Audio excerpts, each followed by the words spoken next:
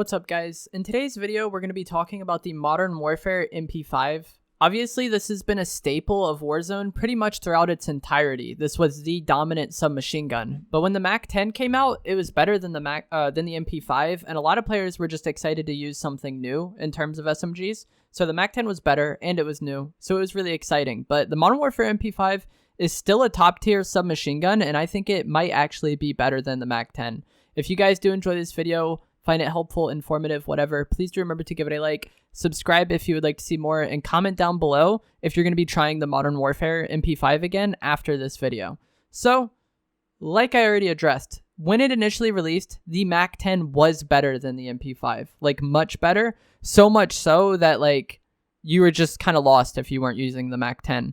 However, over the course of like this season, like there's been 2 to 3 nerfs to the MAC-10, I believe. So it's not at the same power level that it once was, but a lot of people haven't really gone back to the Modern Warfare MP5 since the MAC-10 nerfs. Like, they've just been sticking with the MAC-10 even after it was nerfed, because it wasn't nerfed that significantly, and it still is a top-tier submachine gun. I am by no means bashing the MAC-10, but I think right now, the top-tier SMGs are the Modern Warfare MP5, the MAC-10, and the Cold War MP5. All three of these SMGs are extremely dominant and extremely viable, and they're all so close that I don't think you can really say that one is necessarily better than the other. It's really going to depend on your playstyle and what you like to do.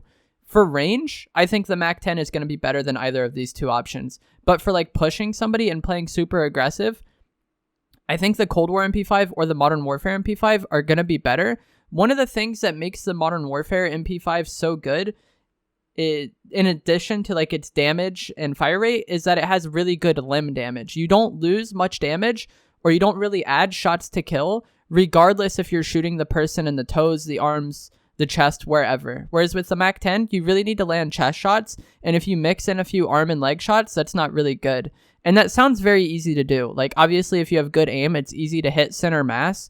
But with how submachine gun fights typically go, you're probably going to be hip firing a bit. You're probably going to be jumping around. They're really scrappy and chaotic at times, and you don't really have the most time to precisely aim all of your shots. You're just trying to put the shots out there. So this consistent limb damage gives the MP5 a very consistent time to kill, and it pretty much just shreds if you fight anybody within its range. The MAC-10 is more consistent over longer range and does more.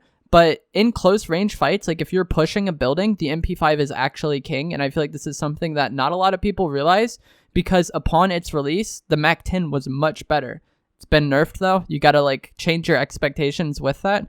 And I'd really recommend going back to the Modern Warfare MP5 and at least trying it.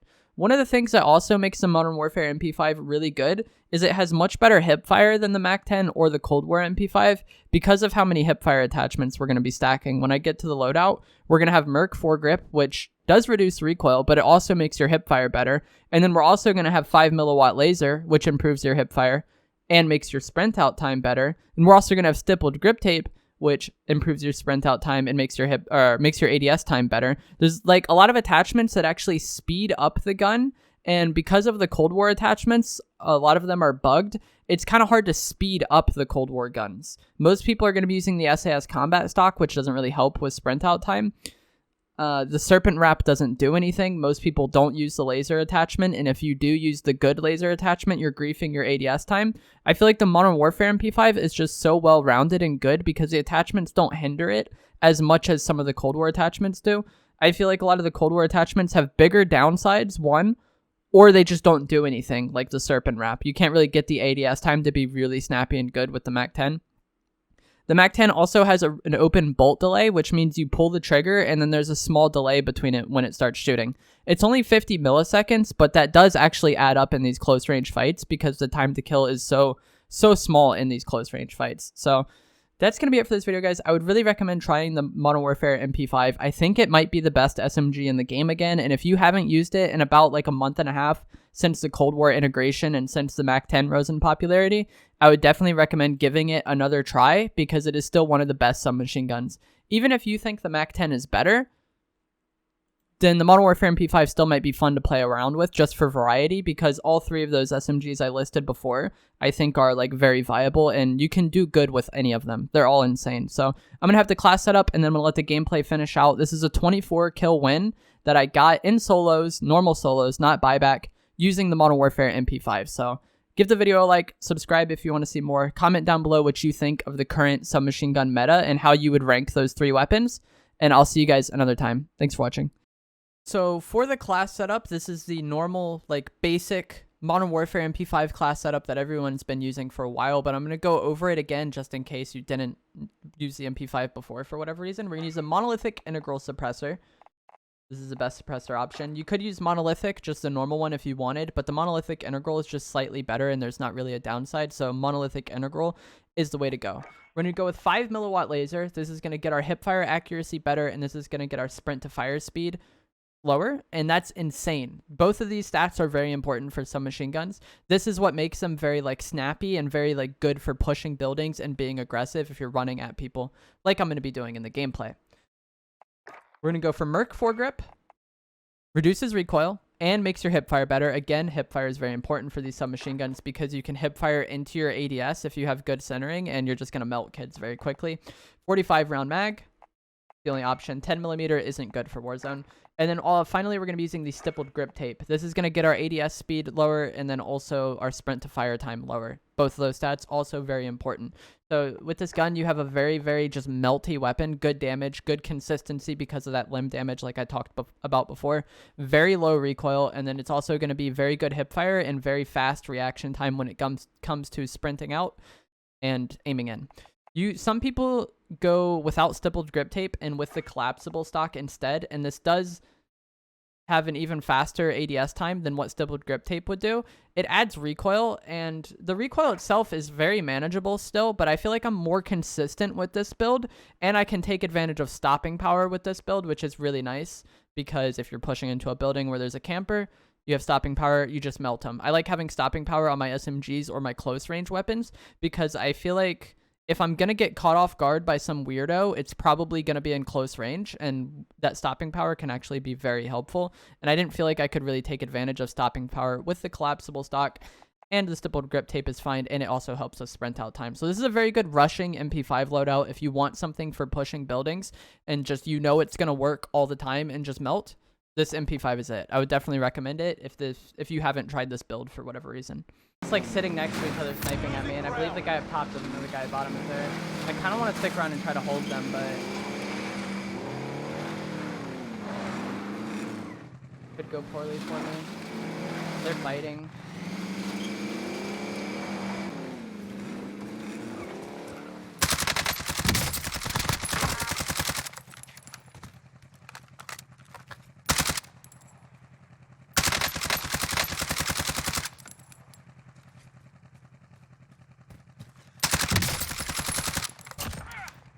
Fucking third party.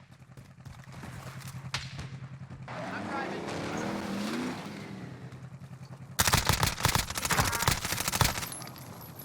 Target area is marked. Send it. This is Striker 3-1, good copy. Strike inbound. Let's play away from an airstrike, but I have one play. Splash, good kill. I wish the buy was here. I want to buy another mask. My shit needs to be reloaded as well.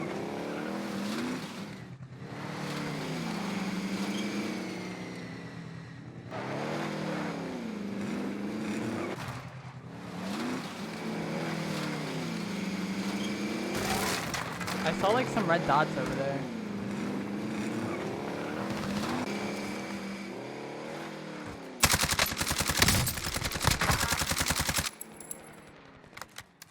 Nice, dude. That's perfect. I would never get that thirst.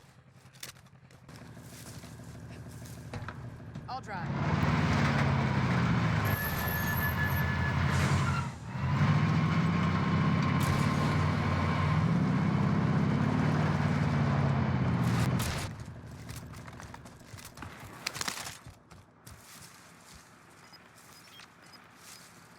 Guys outside, I believe. This spot will be decent when zone closes, but for now we're like at pretty big risk.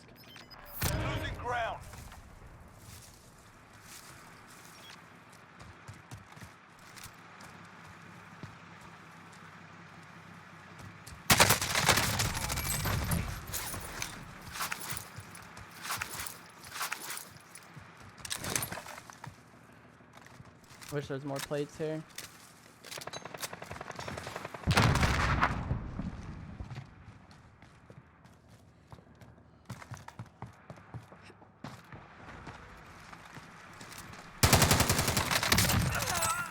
One v one.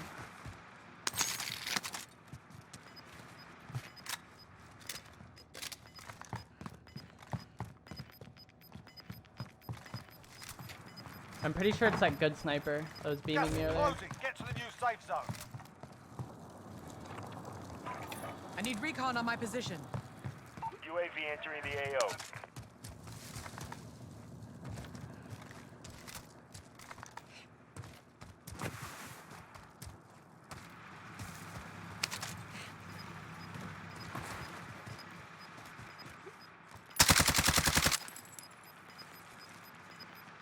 Where did my airstrike go? Fuck, I have to pick it back up. Got gas moving in. Be Nice, advised, let's UAV fucking go. What is that, 24? That's a win. Let's get it, dude.